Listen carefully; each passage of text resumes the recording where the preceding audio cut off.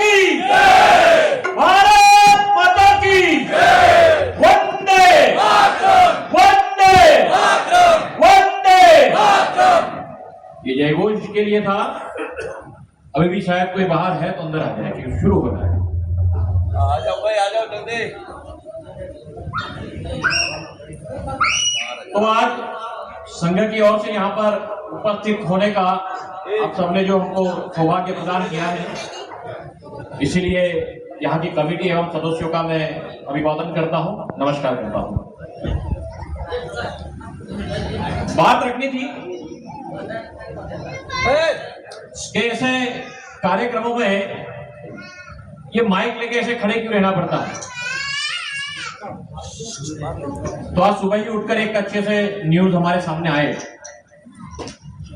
कि हम जिसको शांति प्रिय एक न्यूट्रल ऐसा कंट्री हम जिसको मानते थे, ऐसा एक सिटी जो मानते थे, वो हुए वहां पर भी कुछ हमला हुआ। तो घटना कहीं और बन रही है। इजराइल लड़ रहा है, इराक लड़ रहा है, ईरान लड़ रहा है, अफगानिस्तान पाकिस्तान वगैरह लड़ रहे हैं। अब वो बेचारा खामखा वहां पर अपने ड्रोन जो है वहां पर अपनी छाती पर वही ड्रोन के हमले जो है वो सह रहे हैं। तो चिंतन मनन का विषय ये है, क्या ये हमारे साथ नहीं हो सकता क्या? वैसे भी भारत तो शांति प्रिय देश है, आपको पता है, हम सामने से कहीं पे लड़ने के लिए नहीं जाते। बट परिस्थितियां ये हो जाती हैं कि हमको शस्त्र उठाने पड़ते हैं, हमको विचार करना पड़ता है हमारे राष्ट्र को बचाने के लिए, हमारे घर को बचाने के लिए, हमारी सोसाइटी को बचाने के लिए, हमारे समाज को बचाने के लिए।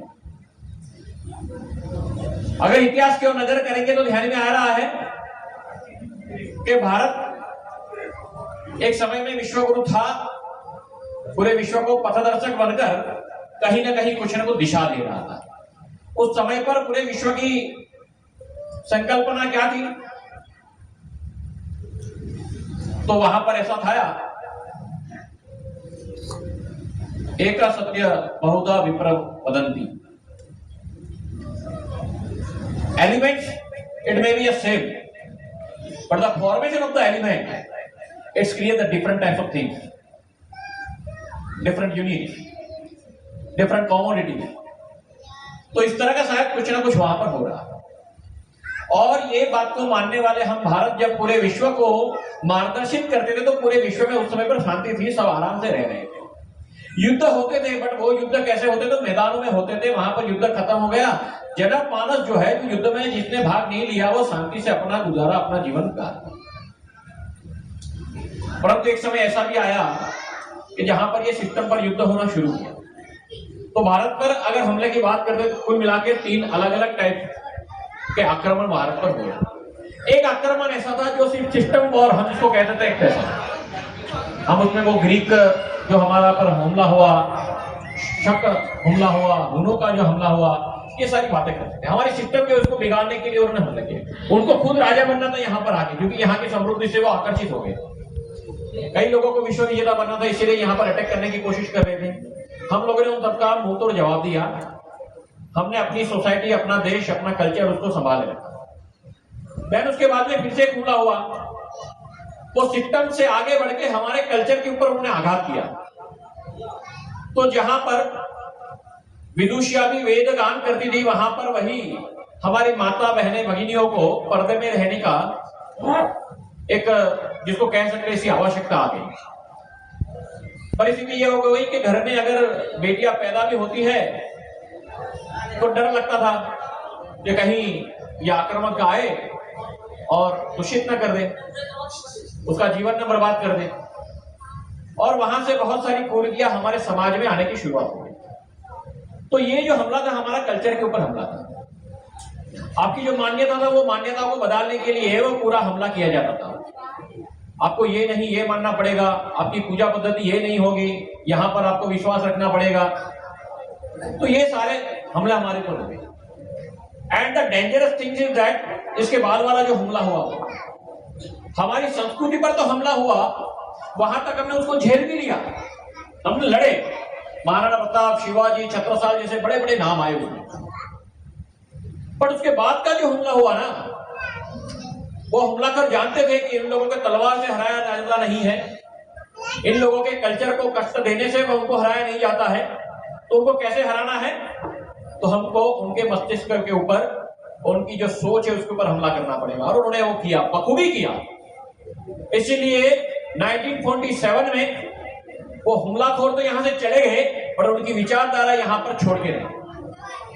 और आज भी शायद कहीं ना कहीं हम लोग छोटे मोटे प्रमाण में उनकी जो सोच दी है, वो सोच के हिसाब से हम चलने के आदी हो गए। हमको ध्यान में भी नहीं आ रहा है कि हम इस तरह का कुछ जीवन जी रहे हैं। ये सारी बातों को सोचते हुए कि फिर से भारत को वो गौरव प्रदान करना है, तो क्या करना पड़ेगा? तो फिर से विचार आया, भाई ऐसा करना क्यों है? जो चलता है उसको जाने दो। विश्व में बाकी की जो देश है उनका जिस तरह से अस्तित्व है, इस तरह से भारत का भी अस्तित्व है, सब लोग जी लेंगे अपने आप। तो फिर से ध्यान में आया विवेकानंद जी का एक कहा हुआ बहुत ही अच्छा सा शब्द, वो यहां पर ध्यान रखने लायक कि हर एक राष्ट्र की अपनी एक नियति होती है। वो राष्ट्र जितना बड़ा होता है विश्व प्रवाह में, विश्व जीवन में, वह राष्ट्र अपना योगदान देता है। फिर से वही इतिहास में हम घुरकर देखेंगे तो ध्यान में आएगा कि मुगल काल, जहां पर अरब कंट्रीज वगैरह जो थी, उसका जब जब उसका दबदबा बना विश्व में, युद्ध बढ़ते गए, उसका पूरा विश्व का जो कल्चरल मैप था वो बदलता गया। उसके बाद में ईसाइयत का जब दबदबा बना, यूरोपियन कंट्रीज का जब दबदबा बना, तो भी हमने देखा कि जो कंट्रीज जो थे वो बड़े बड़े थे, जहां पर सीमाएं नहीं थी वहां पर छोटी छोटी सीमाएं होने लगी। धरती के ऊपर तो वो सीमा होने लगी, मनुष्यों के मन में भी यह सीमा होने लगी। डिवाइड एंड रूल वाला जो पार्ट था वो पूरे विश्व में चलने लगा। तो जैसे जैसे कोई कंट्री पावर में आती है, उस तरह से विश्व प्रवाह जो है चलता है। तो वसुधैव कुटुंबकम में मानने वाला ये जो भारत है, उसको क्या विश्व गुरु नहीं बनना चाहिए? क्या वो विश्व जो भारत की ओर एक अपेक्षा की दृष्टि से देखता है कि भारत वो हमको ये सिखाएगा? आज इतनी मानसिक अशांति है वहां पर, भारत के ओर लोग देखते हैं, इसीलिए योग को विश्व डे के नाम से वो पूरे विश्व के अंदर मानने लगे। भारत का मेडिटेशन है अब पूरे विश्व में चलने लगा है। भारत का ये कीर्तन अब तो विश्वव्यापी हो गया है। तो भारत विश्व को क्या क्या देने लायक है, ये हम सबको समझ में आ रहा है। तो फिर से वही बात हुई कि भारत विश्व गुरु बनने वाला है, उसको बनाना पड़ेगा। कौन बनाएगा? तो ये सब हम सबकी जिम्मेवारी है। 1925 में नागपुर में एक छोटी सी संस्था राष्ट्रीय स्वयंसेवक संघ नाम की शुरू हुई। यही विचार के साथ शुरू हुई कि संघ का स्थापत्य वो किसके नाम से है? तो भारत माता की जय के लिए है। संघ में जो आएंगे वो जिएंगे तो भी भारत माता की जय के लिए जिएंगे, मरेंगे तो भी भारत माता की जय के लिए मरेंगे। वो कुछ भी काम करेंगे तो भारत माता की जय के लिए करेंगे। वो जीतेंगे तो भारत माता की जय होगी, वो हारेंगे तो भारत माता की जय होगी, वो हंसेंगे तो भारत माता की जय होगी, वो रोएंगे तो भारत माता की जय होगी, वो किसी को मदद भी करेंगे तो वो भारत माता की जय होगी। तो इसके लिए वो संघ की स्थापना हुई। तो संघ के स्वयंसेवकों को इतना सीमित रहना है क्या? तो 100 साल उसको खत्म करें। ध्यान में आया कि सिर्फ एक दो बातों से बात नहीं चलेगी। ये मुट्ठी भर स्वयंसेवक पूरे भारत में है, विश्व में भी आप तो फैले हैं, उनसे काम नहीं चलेगा। तो भारत को विश्व गुरु बनाने के लिए भारत के प्रत्येक नागरिक को उसके लिए काम करना पड़ेगा। क्या काम करना है?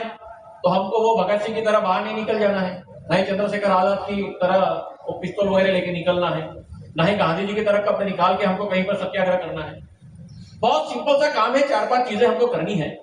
अगर वो कर लिया तो भारत विश्व गुरु बन सकता है।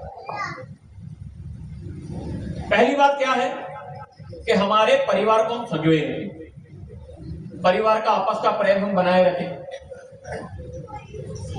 भारत के मानसिकता पर जब आघात हुआ तो सबसे पहला आघात भारतीय शिक्षण प्रणाली पर हुआ, ये हम सबको पता है। बट बहुत कम लोगों को पता होगा कि मैकोलो की ये जो शिक्षण प्रथा है उसने भारत को आदि नहीं पहुंचाई। कल एक वक्तव्य में कहीं पर मैंने बोला था, समझने वाली बात है। मैकोलो ने जब यहाँ पर इंग्लिश स्कूलिंग सिस्टम जब इंट्रोड्यूस की तो बच्चे सारे वहां पर जा रहे हैं, बच्चे जाके वहां पे पढ़ रहे हैं, घर पे आते हैं, अपने परिवार के साथ बैठते हैं, फिर से दूसरे दिन स्कूल में जाते हैं उस स्कूल में पढ़ाया हुआ पूरा वॉश आउट हो जाता है, घर में पढ़ाया हुआ वहां पे फिर से बोला जाता है। ना वहां के जो फादर है they surprise that how it will be possible कि हमने इतना सारा अच्छा पढ़ा रहे हैं, उनके पीछे इतना पैसे खर्च कर रहे हैं, उनको इतनी फैसिलिटी दे रहे हैं, और फिर भी वो लोग हमारी जो बातें सिखाई है वो सीख नहीं रहे। हम उनको कहीं बोल रहे हैं, कई बार ये आपका Ramayana and Mahabharata is a fact story, it's just imagination, उसमें कोई तथ्य नहीं है, और ये बच्चे मानने के लिए तैयार नहीं है।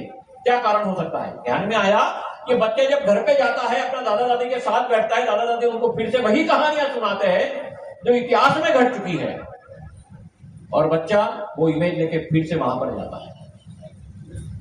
तो घर में एक बुजुर्ग का होना कितना जरूरी है वो वहां पर ध्यान में आया। और अंग्रेजों ने सबसे पहले काम क्या किया? हमारी जो कुटुंब प्रथा थी उसको कट किया। धीरे धीरे हमारे मन में वो बात फंसी गई कि छोटा कुटुंब होता है, सुखी कुटुंब होता है, बड़े बड़े झमेले में मत फंसो, अपना अपना छोटा सा मकान लो, आराम से जिंदगी जियो। और हम भी उनकी वही विभावनाओं में आ गए।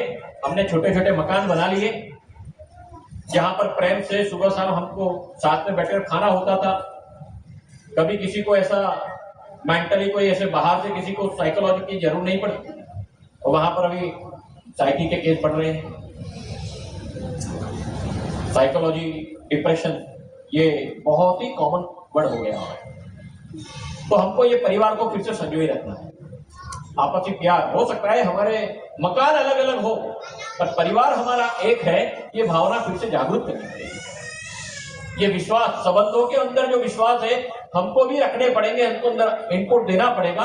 हमारे आने वाली नई पीढ़ी को भी ये विश्वास दिलाना पड़ेगा कि संबंध जो है वो विश्वास पात्र है, हमारा परिवार हम एक है, हम साथ में आगे बढ़ने वाले हैं।